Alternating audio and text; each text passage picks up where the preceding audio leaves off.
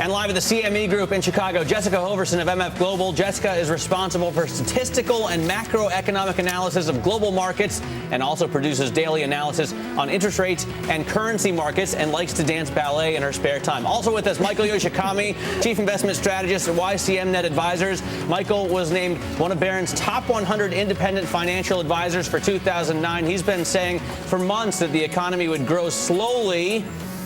Any preferred dance style, Michael? No.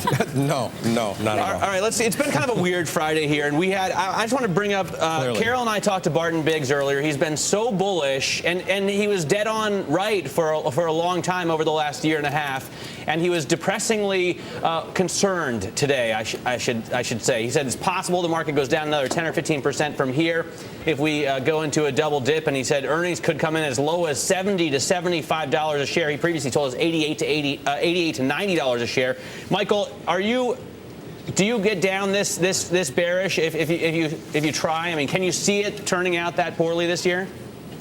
I can, but remember, I watched that interview. Barton was mostly talking if the policymakers make the wrong decisions. He was concerned about the lack of extension of unemployment benefits. Yeah, I think there's a way that can actually happen. I mean, if all the cards fall the wrong way, we do have an economy that's weak. I think the best case scenario, in my view, and this is something, as you mentioned, I've been saying for quite some time, is that the economy is going to be a muddled recovery, really a stagnant recovery. So I think the jury is still out whether we're headed to double dip. I think it's still odds against it in my view, but I'm increasingly concerned.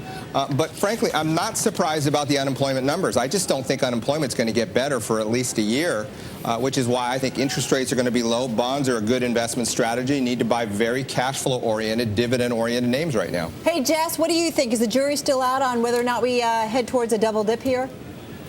I definitely think so. I think the market's trying to grapple with a couple of things right now. One being, are we headed towards a double dip, or are we just moving into a scenario where we are going to have excessively low growth for a very long time? And I think the environment supports the latter. I don't really see any recovery in the labor market. I think the housing market still remains excessively depressed.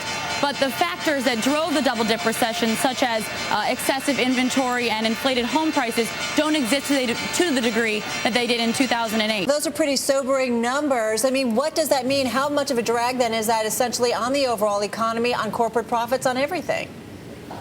It's my view that the U.S. is going to grow at a subpar growth rate for years. I'm not surprised to hear the four-year number. I'm of the belief that we're not even going to get back, that it's not really actually even possible to get back the jobs that we've lost. We're going to get back some of those jobs. If we can get unemployment rate from 9.5% maybe down to 8 or 7.5%, I think there's going to be a higher natural unemployment rate in the United States. If that's the case, a 70% consumption GDP economy like we have in the United States is going to grow slower. So I just don't see how you can really put the numbers together, considering the deleverage that still needs to occur, not only globally but in the real estate sector, how we can get to a very, very strong growth economy without really inflating our debt or doing something artificial. I just think it's going to be a slower growth environment.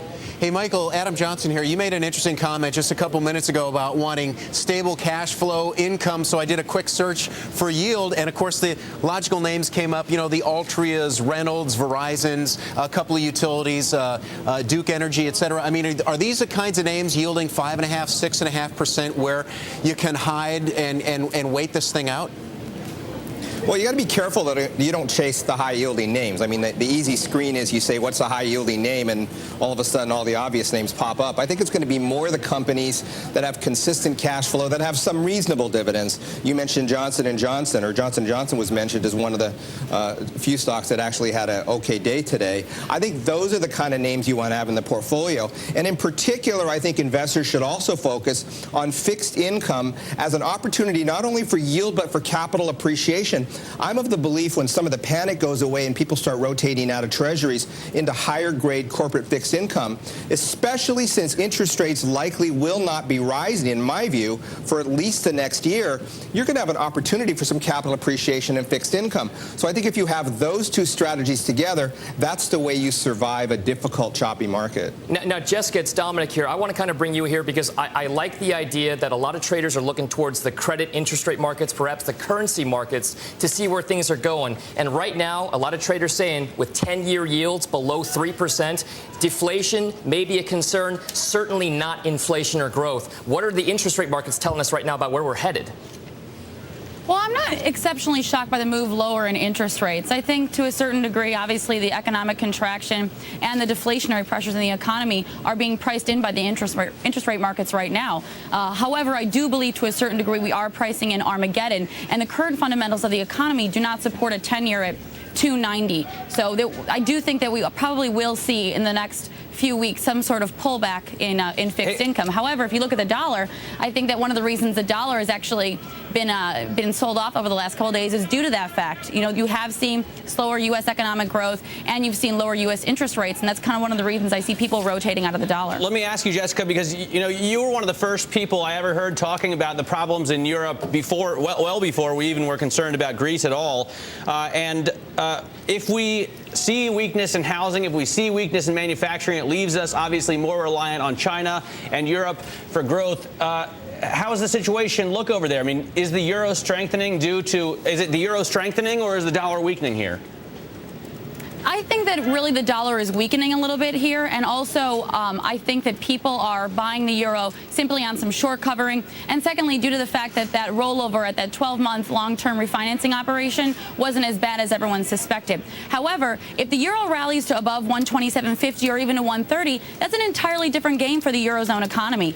They simply can't support a euro at that level. If you look at the trade balance figures over the last few months, they haven't really shown any sort of substantial amount of growth, and if we're expecting the global economy to continue to slow or at least grow at a very subpar rate, what's that going to mean for Eurozone exports, an economy that is very dependent on export growth? So overall, though I do see the this euro correction going higher over the next couple of weeks, I don't think that it's going to last. I still remain a bear on the euro simply because they don't have the political cohesion to pass through any sort of package that would, I would say, successfully mitigate risks. And I think the stress test, though some believe may actually show that banks are healthy, are actually going to show some significant weakness. And finally, you're passing some very austere measures in the Eurozone economies. These countries have been operating under a socialistic format since Otto von Bismarck. So it's very odd that they're going to be able to swiftly move into a capitalist framework with some sort of smooth transition. So I think that's going to dramatically impact the economic numbers, and it just sets up for a very very negative outlook for the Eurozone. So guys, what's next? I mean, all of this is sort of